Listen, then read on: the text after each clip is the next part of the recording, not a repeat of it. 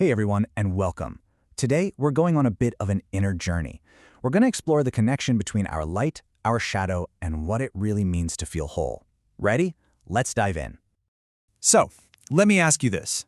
Have you ever felt like you're just too sensitive for everything that's going on? Maybe you feel like an empath who just soaks up everyone else's energy, or you just get easily overwhelmed. If that sounds familiar, trust me, you are not alone. In fact, that feeling of sensitivity is often the very first step on a much, much deeper path of self-discovery. You see, for a lot of people, that sensitivity is actually connected to a deeper purpose. Some traditions even call it a call to service. It's that little nudge inside, that feeling that you're here to be some kind of positive force in the world. And that brings us to this idea of a light worker.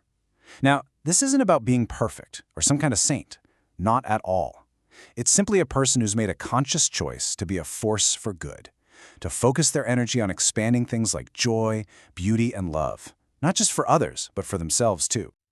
But here's the thing. To shine really brightly, you can't just focus on the light. I want you to picture a huge, beautiful tree. For it to grow tall and reach for the sun, it has to have equally deep, strong roots, holding it firm in the darkness of the earth. And that is the perfect metaphor for what we're talking about next. Embracing your shadow. So what exactly is the shadow? Well, the term comes from the psychiatrist Carl Jung, and it refers to our disowned self. But, and this is so important, it's not just the bad stuff, like our anger or jealousy. The shadow also holds all the positive qualities we were taught to push down. Maybe it's your boldness, your wild creativity, or your incredible sense of playfulness.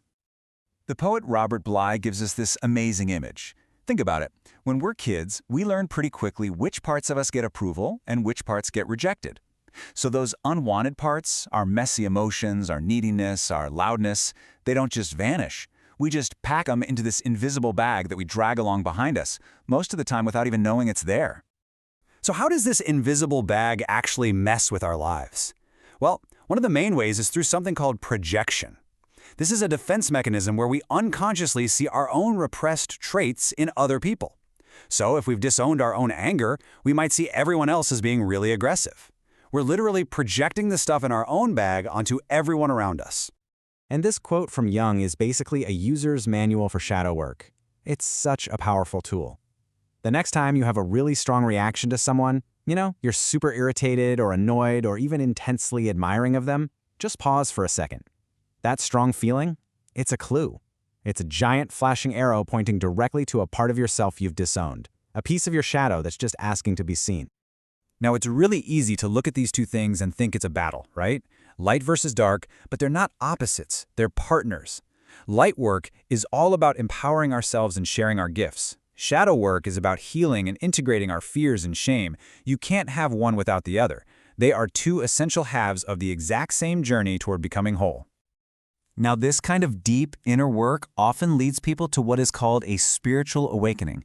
But man, that term is loaded with so many myths and misconceptions. So let's do a little reality check, shall we? A true awakening isn't some blissful, magical event where everything is suddenly perfect. It's more of an internal realization, a sudden knowing of what is real, that just refuses to go away. And what this does is kick off a period of, deconstruction, where all the old beliefs and stories you told yourself just start to fall apart. All right, myth number one, and it is a big one, the idea that a spiritual awakening is like a magic wand that just fixes all your problems. To which the spiritual teacher Jim Toll says, well, I think his reaction here says it all. An awakening doesn't fix your life. It just pulls back the curtain so you can see life as it really is. It gives you the clarity to actually deal with your problems, but it definitely does not make them disappear.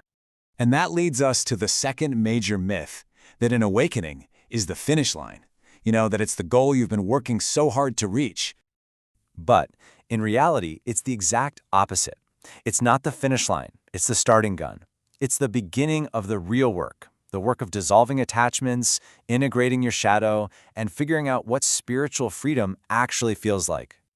As you can imagine, this whole journey of deconstruction can feel pretty intense and really ungrounding. So, whether you're deep in your own shadow work or you're just feeling totally overwhelmed by life, it is absolutely vital to have practical tools to keep you connected to right here, right now. Now, there are literally hundreds of practices designed to help you ground and manage your energy. This is just a tiny glimpse of the variety out there. You've got hands-on techniques like Reiki, no-touch methods like sound healing, and even self-administered practices like EFT, which you might know as tapping. The goal of all of them is pretty simple: to bring your awareness back into your body and help you find your center. But hey, you don't need a fancy practice. Here are 4 incredibly simple techniques you can use absolutely anywhere, anytime. Just focus on your breath. Take your shoes off and feel the ground beneath your feet. Move your body, stretch, roll your shoulders, or just mindfully eat or drink something warm. Each one of these things pulls your attention out of the chaos in your head and anchors you right back here in the present moment. And all of this brings us to our final section, where we tie all these ideas together, because the ultimate goal of this journey isn't perfection, it's wholeness. And I honestly don't think anyone has said it better than Jung with this quote. This is the core takeaway. True wholeness doesn't come from just imagining yourself as a being of pure light. It comes from having the courage to turn around and make your own darkness conscious. So I'll leave you with this final thought to chew on. What if this whole journey isn't about winning a battle between good and evil inside of you? What if it's about becoming that tree and realizing that to reach for the light, you also have to be willing to draw profound, incredible strength from your own roots deep in the dark? Thanks for watching.